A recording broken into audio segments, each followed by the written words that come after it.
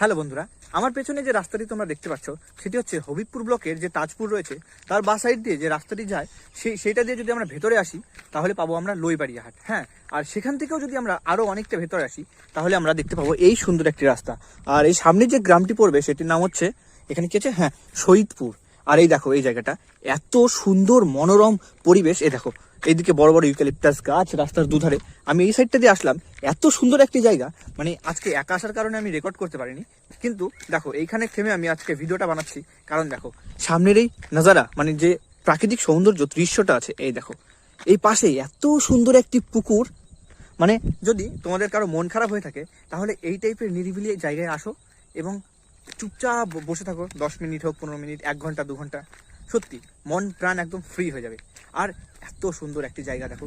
হ্যাঁ, 2-1টা করে টোটো যাতায়াত করছে, তবে এত নিরিবিলি দেখো, ফিল করো একবার।